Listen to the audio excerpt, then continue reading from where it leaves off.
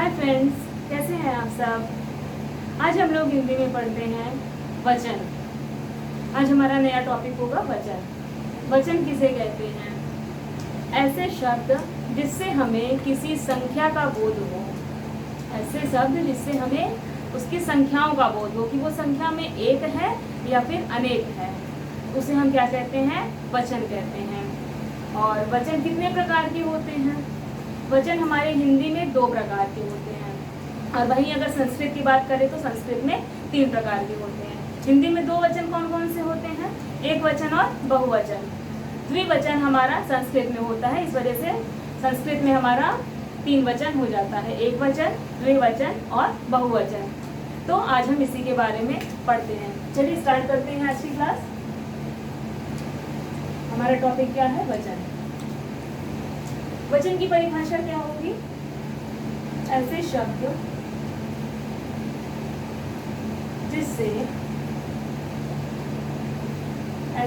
जिससे हमें किसी वस्तु के वस्तु या प्राणी कोई भी हो सकता है, वस्तु के एक या अधिक होने का, मतलब या वो वस्तु एक है या उससे अधिक है, होने का बोध होता है, उसे हम क्या कहते हैं? वचन कहते हैं। उसे वचन कहते हैं।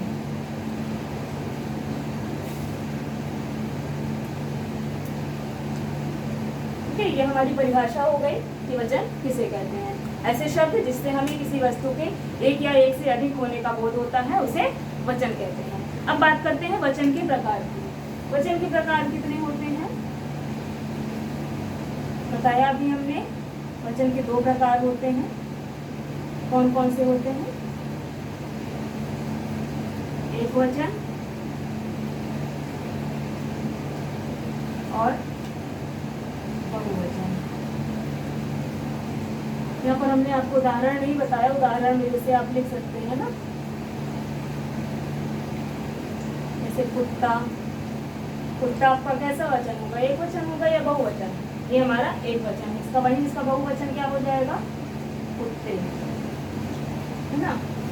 नदी, नदियाँ आदि, ऐसे बहुत सारे शब्द हैं। ठीक है, तो वचन के हमारे कितने प्रकार होते हैं? वचन 2 प्रकार का होता है, एक वचन और बहुवचन। तो एक वचन किसे कहते हैं? एक वचन यानी कि ऐसे शब्द जिससे हमें किसी वस्तु की संख्या, मतलब एक हो उसकी संख्या, ऐसा हमें बोध हो। जैसे हमने बोला कुत्ता, कुत्ता से क्या बोध हो रहा है कि एक ही कुत्ता है। वहीं अगर हमने बोल दिया कि कुत्ते, तो यहाँ पर ढेर सारे कुत्ते हो जाते हैं। फिर क्या हो गया? मान लीजिए बिल्ली, बिल्ली यानी एक बिल्ली। वहीं बोले बिल्लियाँ, तो ढेर सारी बिल्लियाँ। बिल्ली, कुत्ता, गाय, ये सब एक संख्या का बोध कराते हैं, तो इसे हम एक वचन कहते हैं। और बहुवचन क्या होता है?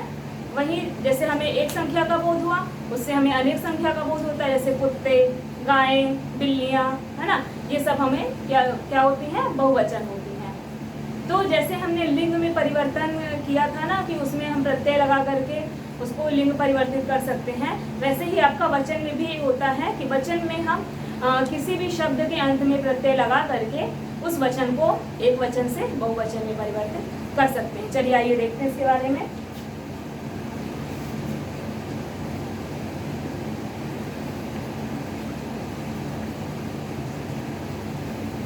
प्रत्यय से हम कैसे सीखेंगे?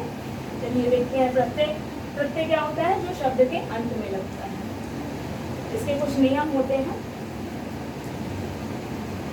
बहुवचन बनाने के नियम। ठीक है,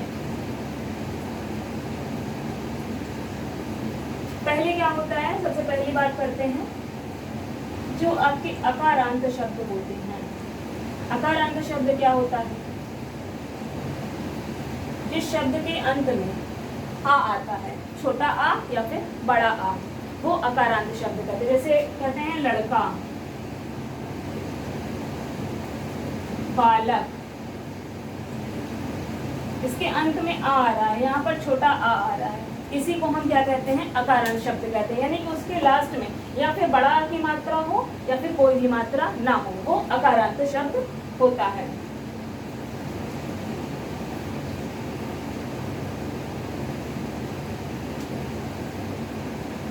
तो जब अकारांत शब्द आएगा तो उसके व्यंजन में अकारांत शब्द जितने भी होंगे लास्ट में व्यंजन शब्द आएगा। जैसे अभी हमने लिखा था लड़का, बच्चा, तो इसमें लास्ट में व्यंजन अक्षर आ रहा है। तो उस व्यंजन अक्षर में हम क्या जोड़ देते हैं, ए जोड़ देते हैं। तो इसकी डेफिनेशन हम क्या लिख लेंगे, अकारांत शब्द के अंत में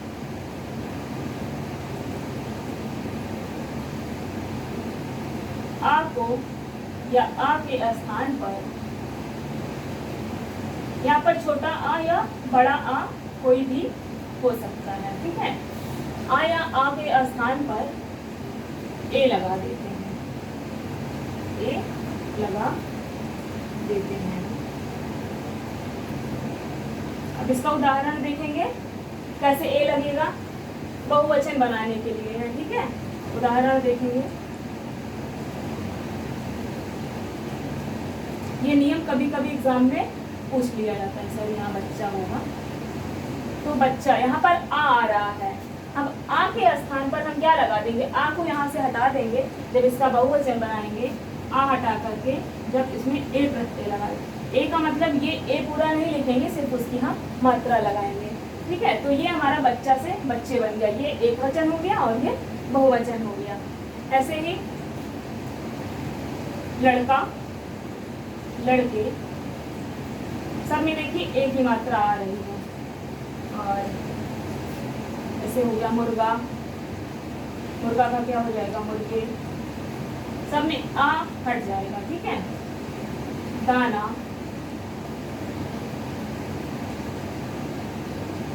दाने, और रास्ता, रास्ते। ये सारे शब्द बहुत आसान होते हैं, इसका बहुवचन बहुत आसानी से बन जाता है। लेकिन नॉर्मली एग्जाम में आपसे अगर फॉर्मूला पूछ लिया जाता है, इसका नियम पूछ लिया जाता है कि अकारांत शब्द को हटा करके हम क्या लगाते हैं, ए लगाते हैं, ए लगाते हैं, या लगाते हैं। तो इसलिए ये हमने आपको बताया कि अकारांत शब्द आ के स्थान पर ए लगाते हैं। तो ये हमारा इसका बहुवचन बन गया, जो कि बहुत आसान होता है, लगभग सभी लोग बना लेते हैं। आइए दूसरे नियम की बात करते हैं।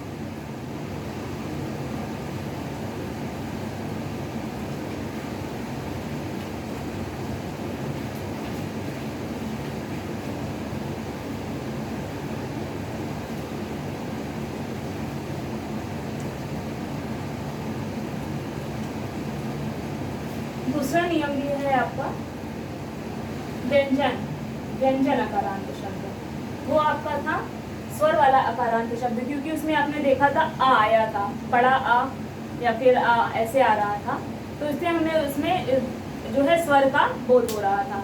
अब वही जो व्यंजन से अंत होते हैं, व्यंजनांत अकारांत शब्द, यानी व्यंजन से अंत होने वाले शब्द, व्यंजनांत अकारांत शब्द के अंत में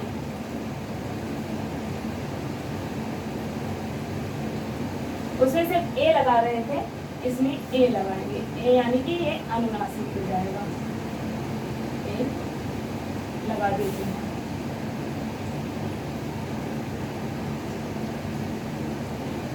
ठीक है, यहाँ पर देखिएगा एक ये होता है और एक ये भी होता है। ठीक है, दोनों में से जहां पर जो उचित होगा उसका प्रयोग हम करेंगे।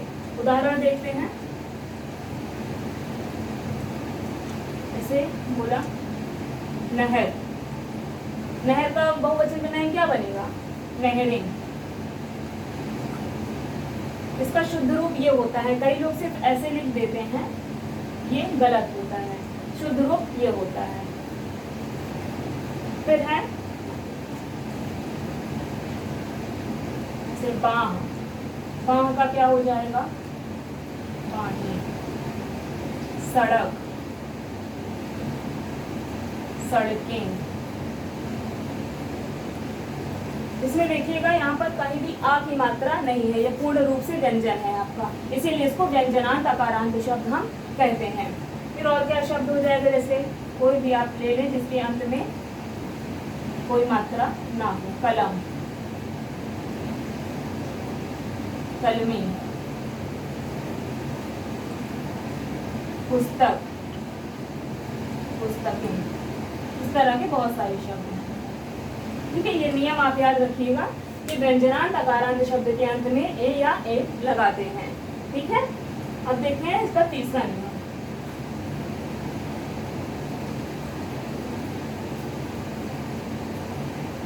जो भी व्यंजन से अंत होंगे उस जिस शब्द के, उसमें ये अनुस्वार वाली बिंदी जरूर आएगी। अगर आप इसको नहीं लगाते हैं तो आपका शब्द अशुद्ध माना जाएगा।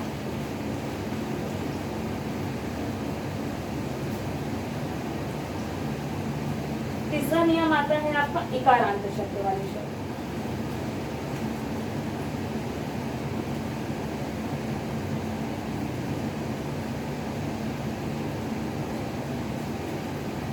इकारांत के अंतिम स्वर, इकारांत यानी जिस शब्द के अंत में ई आता है, ये ध्यान दीजिएगा। इकारांत जैसे हमने लिखा, क्या लिखे, शक्ति, जिसको आप बोलेंगे शक्ति, लास्ट में ई का उच्चारण होगा, इसको हम इकारांत शब्द कहते हैं।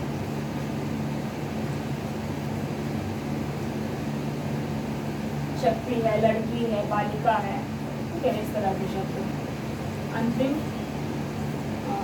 स्वर में क्या आ रहा है, ई आ रहा है ना, ई या फिर बड़ी ई, कुछ भी हो सकता है। इसके स्थान पर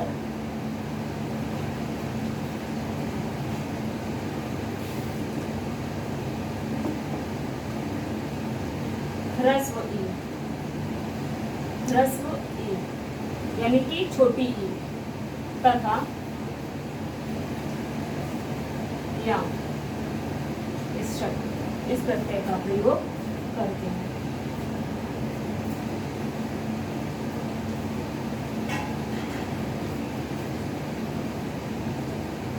ठीक है, इकारांत के जो इकारांत शब्द होते हैं उसके अंतिम में, जब जैसे अभी हमने लिखा था शक्ति, बालिका, ई आ रहा था इसमें, है ना, इस तरह और भी शब्द हैं जैसे रीति, इसमें जो बड़ी ई होगी या छोटी ई होगी वो ह्रस्व यानी कि छोटे में परिवर्तित हो करके लास्ट में क्या लग जाएगा, या लग जाएगा। चलिए उदाहरण देखते हैं।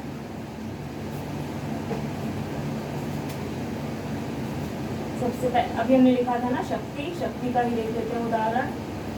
शक्ति से क्या बन जाएगा, इसमें वैसे पहले से ये ह्रस्व है यानी कि छोटी ई है, इसको छोटी ई ही रहने देते हैं, लास्ट में यहाँ लगा देते हैं, तो ये क्या बन जाता है, शक्तियाँ। रीति, रीति का क्या हो जाएगा, रीतियाँ, इसमें भी लास्ट में छोटी ई है तो वो सेम ही रहेगा। और जैसे बड़ी ई की मात्रा वाला शब्द ले लें, नारी, नारी का क्या हो जाएगा, देखिए यहाँ पर बड़ी ई है ना, अब इसका हम जब परिवर्तित करेंगे बहुवचन रूप तो ये छोटी ई में बदल जाता है। नारियाँ, साड़ी, साड़ियाँ, सब में ये चंद्र बिंदु जरूर लगेगा, इसका ध्यान रखिएगा। ये नियम आपसे एग्जाम में पूछ लिया जाता है, और बाकी ये सब बहुवचन तो बहुत ही आसान होता है। अब देखते हैं, ये 3 नियम है आपके बहुवचन बनाने के। और कुछ शब्द ऐसे हैं जो हमेशा एक वचन में होते हैं या फिर हमेशा बहुवचन में होते हैं, जो कि एग्जाम में ज़्यादातर पूछे जाते हैं। चलिए उसके बारे में हम देख लेते हैं।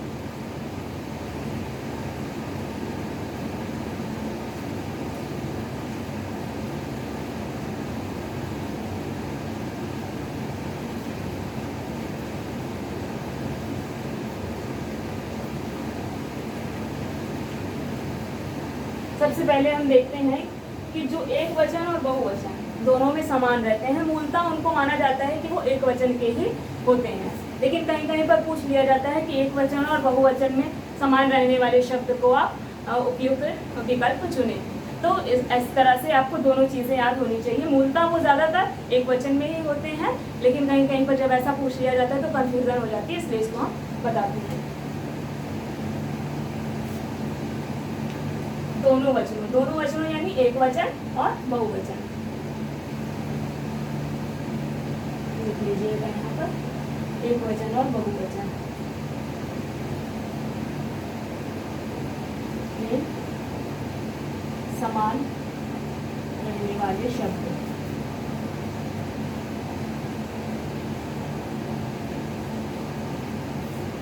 ठीक है, इसमें देखिए सरसों, शब्द है सरसों, इसका आप बहुवचन बनाएंगे तो नहीं बनेगा। ये हमेशा ही एक वचन या बहुवचन दोनों में एक ही रहता है। इसको एक वचन में भी हम ले सकते हैं, और अगर आपसे पूछा जाएगा कि कौन सा शब्द दोनों में समान रहता है तो आपका ये आंसर हो जाएगा। फिर होता है पानी, पानी या जल, ये दोनों में समान रहता है। भय, क्रोध, क्षमा और सौदा, ये सारे शब्द एग्जाम में आए हुए हैं। चाकू, और कुछ खाद्य सामग्री भी होती है जो ज्यादातर एक वचन में ही होती हैं, जैसे गेहूं, चावल। ठीक है, खाद्य सामग्री ज्यादातर आपकी एक वचन में ही होती हैं। और कुछ आपके समूह वाचक जो संज्ञा होती है, जनता, भीड़, सेना, जनता है, भीड़, सेना, प्रजा,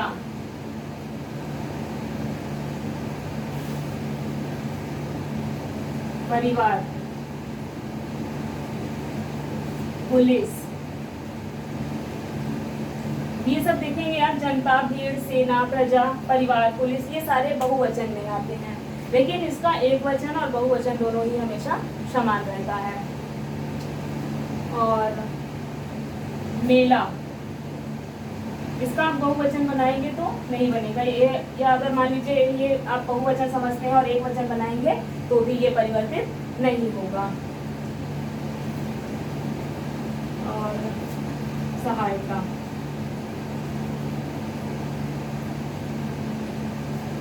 और क्या शब्द हो जाएगा, प्रत्येक। ठीक है, ये सारे शब्द आपके एक वचन बहुवचन में समान रहते हैं।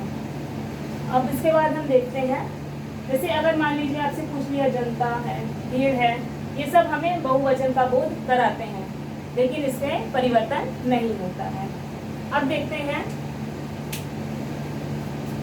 जो नित्य बहुवचन में प्रयोग होते हैं। पहले ही बताया हमने कि इसको मूलतः एक वचन में ही प्रयोग किया जाता है, लेकिन जब अगर आपसे पूछा जाएगा कि एक वचन में है या बहुवचन में है या दोनों में समान रहते हैं, तो आप इन शब्दों को याद कर लेंगे। देखते हैं आप बहुवचन के विषय में।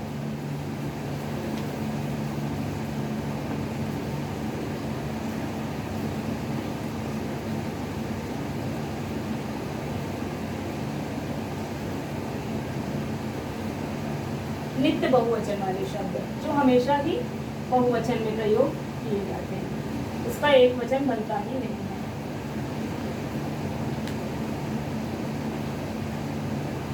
सबसे चर्चित शब्द है आपका प्राण।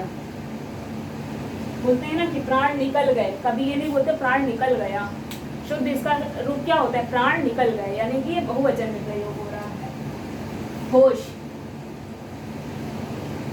होश उड़ गए, ये नहीं बोलते होश उड़ गया, होश उड़ गए, तो ये बहुवचन में।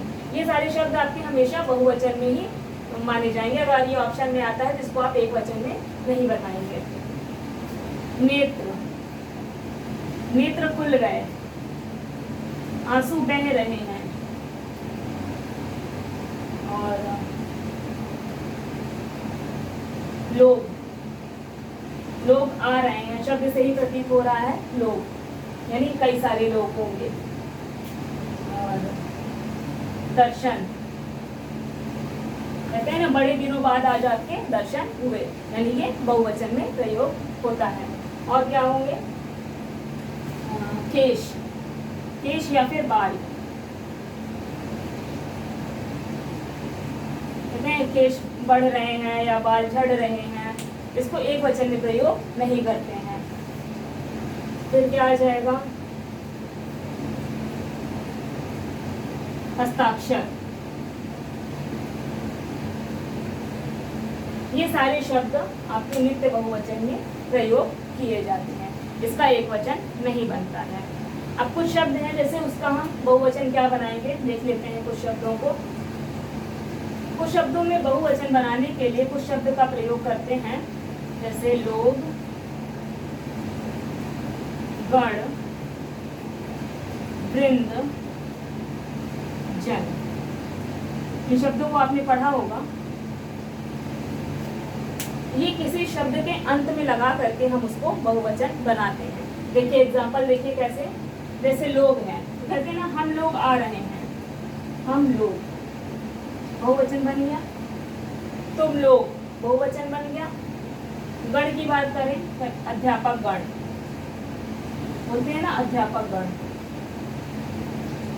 अध्यापक यानी एक अध्यापक, अध्यापक गण बोलेंगे तो ढेर सारे अध्यापक हो जाते हैं। वृंद हमेशा पक्षियों के साथ प्रयोग होता है, पक्षी वृंद यानी कि पक्षियों का समूह, पक्षी वृंद। जन, गुरुजन। तो ये चारों शब्दों का प्रयोग बताया, हम लोग हैं, तुम लोग हैं, और अध्यापक गण, पक्षी वृंद, गुरुजन। ये शब्दों को याद रखिएगा। इसमें मतलब ऐसे नहीं इसको गुरुओं नहीं बोलते हैं, इसका बहुवचन ऐसे नहीं बनता है, गुरुजन ही इसका शुद्ध रूप होता है। अध्यापक का आप अध्यापकों पढ़ते होंगे, लेकिन इसका शुद्ध रूप अध्यापक गण होता है, ऐसे इसका बहुवचन बनाया जाता है। और कुछ शब्द देखेंगे,